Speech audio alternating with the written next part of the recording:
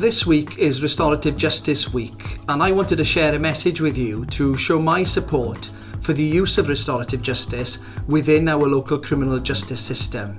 At the heart of restorative justice is the repairing of harm, both from a victim's perspective and also the offender, repairing the harm within the community. I'm a big fan of the use of restorative justice within youth settings. I also commission a restorative justice service for adults.